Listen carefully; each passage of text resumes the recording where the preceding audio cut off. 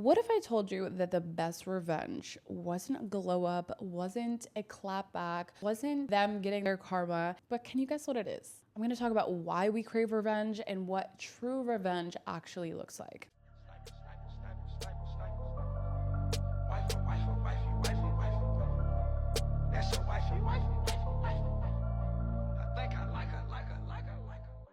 Welcome back to another episode of Way Too Wifey. I'm your host, respectfully Gabby, and in this podcast, we talk all things dating and relationships in this modern day. And if you are new here, hi, I'm Gabby. I'm an online dating and confidence coach where I help you transform your anxious attachment style to a more secure attachment style. So what does that really entail? I feel like so many girls are like, I don't understand. I have an 8-week program where we focus on not only healing from your abandonment wounds, but also letting you step into a more empowered version of yourself. This is all to empower you to make the best moves in your love life, because let's be realistic, the most important decision that you'll ever make in your life is choosing the partner to settle down with. This person is going to be a make it or break it. Like, if you are with the wrong person, you're gonna be living a life full of anxiety and stress. And if you want that for yourself, by all means, stay in the pattern that you're in, keep trucking along. But if you're ready and tired of falling into that same cycle, my 8-week program may be exactly what you need to get started. There is limited spots available, so if you're curious about it, I do offer a free discovery call. With all that being said, again, link in bio, and let's hop into the episode. Let's talk about first why we crave revenge. I think it's such a normal thing for wanting someone who hurt you to get their karma. They caused you betrayal, humiliation, anger, and you want to see them suffer just as much as you're suffering. I get it, I've been there. But the thing is, when you wish that upon other people, I just feel like it doesn't benefit you in any kind of way. And in fact, I feel like that's karma's way of, the intention behind it is to harm someone else. So karma's coming back to you, almost hurting you again, or hurting you even further, or leaving this attachment to this person, when all you should really be doing is just moving on with your life, because they're gonna get what's coming for them. And the more that you hold on to it because you want to get justice, the more that you're actually staying attached to that person. And it's your ego's way of wanting to win or wanting to make them pay for what they've done. Let's talk about the truth. The truth is that hurt people hurt people. And most people that cause another person pain is because they're operating from their own unhealed wounds. If that person is already hurting and they've caused you pain, it is very likely that they're already hurting and they're already getting their revenge by hurting even more, inflicting their pain on you. Keep in mind that this person's already hurting. Like, what is more revenge than that person already falling deeper into their hole by losing something good? Sometimes revenge isn't necessary because they're already hurting. And you need to remember that them ghosting you, blocking you, dismissing you, rejecting you doesn't have anything to do with you or your worth. It's so much more of a reflection on them and what they're going through. Because realistically, if you were great to them, if you were the perfect person to them, there would be no reason why they would leave the situation, right? Unless they were unhealed, in which case they're probably gonna push away anything that's good to them. They're not in a place to accept, this could be a really great thing, but I don't feel like I'm worthy of having a great thing. So instead of accepting this person into my life, I'm gonna end up pushing them away. And I think a lot of times we forget that. Like, just because you're a good person and you're treating them well, doesn't necessarily mean that they should keep you.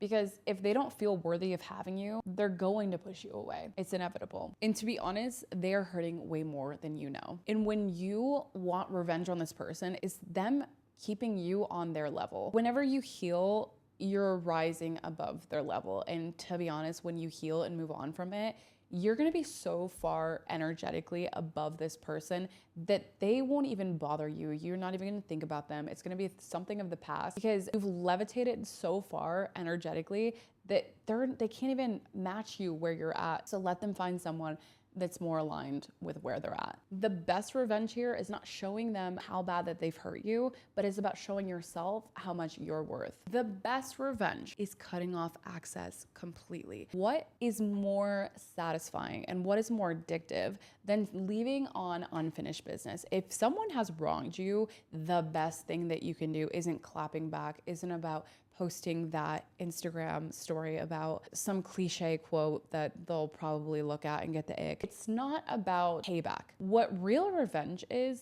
cutting off access completely, because once that person realizes what they've lost, a lot of times we don't realize what we have until we lose it. But once that person realizes what they've lost and they want access to you and they're not able to gather access to you, that is the most satisfying thing in the world. You had me, you fumbled me, you lost me, you'll never have access to me again.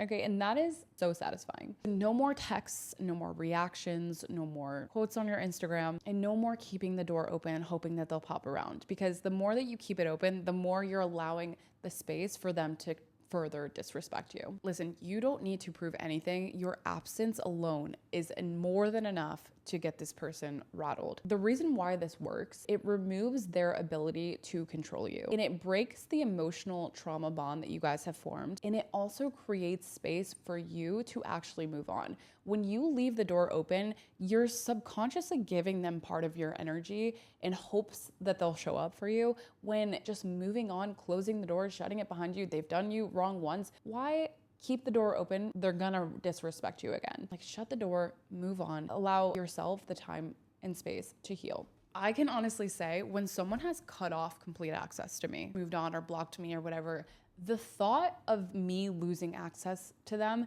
is the most excruciating pain. Like, you want to just have a conversation of closure. You just want a little ounce of their attention. What you don't have makes you want it more. So if you're cutting off access, cut off the oxygen completely, do you realize what that does for a person? And even if they don't show it internally, I can almost guarantee you they're trembling, okay? Allow them to tremble. Allow them to suffer in silence. That is the best revenge, is cutting off access and moving on. Other forms of revenge that actually empower you is having a glow up. Okay, of course, having a glow up, but not for them, not so that you can post on your Instagram this hot thirst trap of yourself, but because you want to be the best version of yourself, and not just on the exterior. Okay, not, okay, I'm gonna get everything done, I'm gonna get my hair done, nails done, all the whole nine. Not externally, but also internally. What work can you do on yourself so that you can stop attracting the same kind of loser over and over again? What work can you do to build your own confidence? Maybe it's start going to the gym. Maybe it's, doing your daily affirmations. Maybe it's coming to see a dating coach. I don't know. Whatever is going to make you feel like a better you, and don't do it for someone else. Do it for yourself. It's going to be a way that you can actually level up. And once you do level up, to be honest, a lot of times when you level up so far and this person comes back way too late, you're like, ew, why did I even like you? I don't even understand why I gave you access to me. This doesn't make any sense. So get yourself to that point. Have the glow up on your own. Also, creating a life for yourself that you actually want to be a part of. I think a lot of times, even for myself, like if I'm bored in my own life and there's not much going on, there's not a lot of things happening, I crave some kind of excitement in my life, right? Sometimes we tend to go for the exciting F-boy because it's this thrill, it brings a little drama into your life.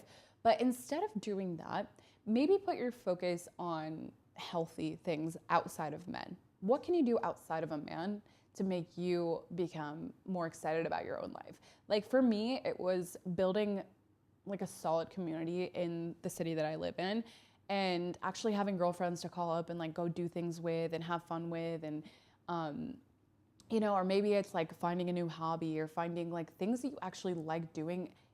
Involve more things that you like into your daily routine. And maybe that's waking up a little bit earlier so that you have a little time to yourself to do something that actually excites you and makes you happy.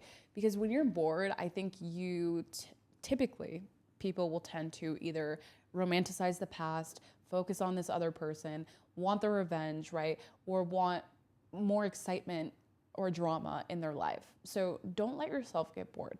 And then reclaiming your power. They do not deserve an ounce of space in your mind.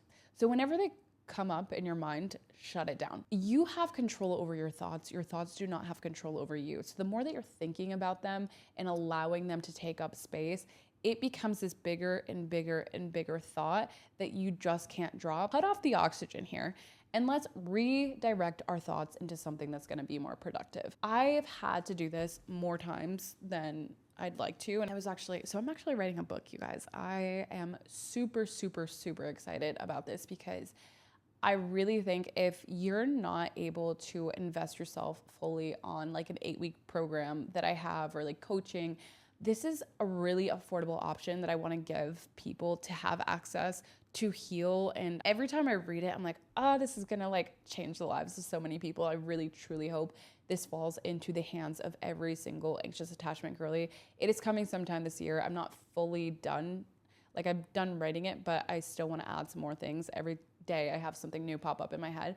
So it really, really is a breakdown of everything that you want to know when you're anxiously attached in dating. Oh, the reason why I brought that up is because I was writing this section about a story that I had met this guy, and I allowed him to take up so much space because I never really thought that we were actually done. Months later, I see him in a new relationship posting about it on Instagram, and I spiraled out of control during this moment, and I just did not know how to cope with it.